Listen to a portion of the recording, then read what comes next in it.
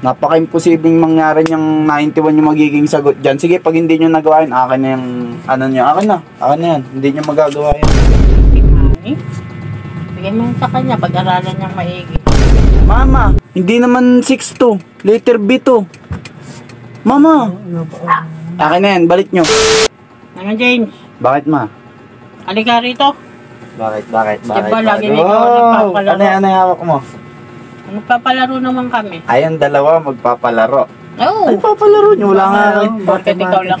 Papalaro nyo, wala nga kayong pera. Saan pera nyo? Ano? Bibigyan ka namin. Ay, kayo magbibigay sa akin. Ano yan, 1,000? Pero, 1,000 lang. Ha? 1,000 kami. 2,000?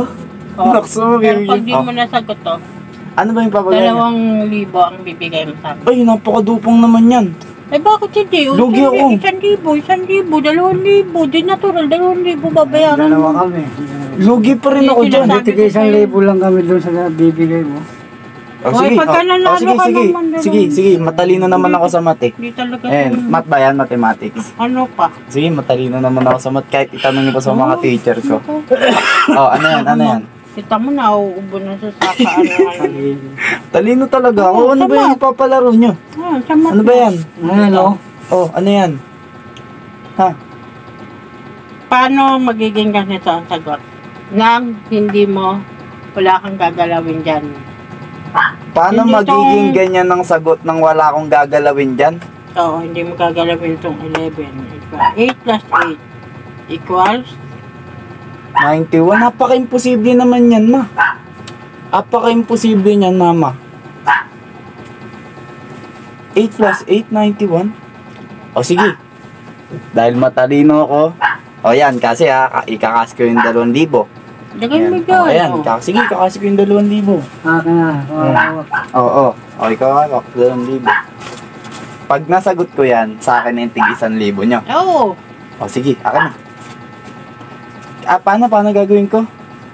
Wala kang gagalawin, hindi mo gagalawin dyan yung equals na yan. Hindi ko 8 plus 8. Pero pwede kang magdagdag. O, sige. Hindi ka pwede magbura. Hindi ako pwedeng magbura. O sige, basic na basic. O, sige. Square root of 8. Square root of 8. 64. 64. 64. Akala mo. 64. Square root of 8, 64. 64 plus 64. 128. 120. O nga na, 128 nyo. Nakatakan tayo dun. Talaga to, kala mo. Magaling lang yan. Matalino nga ako, Magaling mama. yan sa recess lang. Hindi, anong resist, mama? Talaga naman. Anong pinapabahan mo sa akin dati? Piso. Yung piso. Ayan, sige, teka lang. Paano sasagot yung 91? 91, wala kang, wala akong buburahin dito sa equal tsaka sa plus. Pero pwede akong magdagdag. Square root of 8, 64, plus 8 equal 91. 91. 64 plus 8 equal 91. Oh, 64 plus 8. Tama lang. 91. 65, 66, 67, 68, 69. Tama lang. 72 lang. 64, 65, 6, 78, 69, 70, 71, 70. O sige, ma. Napaka-imposibleng mangyari niyang 91 yung magiging sagot dyan. Sige, pag hindi nyo nagawa yun, akin na yung, akin na yan. Hindi nyo magagawa yan. Oh. Hindi nyo magagawa yan, mama. Sige, ipakita nyo sa akin. Yan, sa akin na tong 4,000 kasama kasi ko. Oh, sige, paano magiging yan? Paano magiging yung sagot dyan? Ito nga. Oh, paano? 8 plus 16. 8. Ano sagot? 16. Ano yun? Easy money. Bigyan mo sa kanya, pag-aralan niyang maigi. 8 plus 8, 16. Mama, hindi naman 6 to. Letter B to. Mama. Akin na yan, balik nyo. Hindi 6 yan, letter B yan, no? Oh, akin na. Oh, ayan. Akin na. Sige, ganito. Letter B yan, mama. Letter B. Letter B yan, nakahanap ako ng butas. Oh, ano? Letter B yan, mama. Oh, ako panalo. Sorry, guys. Walang pa-challenge niya ito ni mama. Sige, paano mo lulusutan yan? Walang dyan, magiging sagot dyan, mama. Diba? Walang magiging sagot dyan. Diba B? Oh, B. 8. 8 plus 8. 16.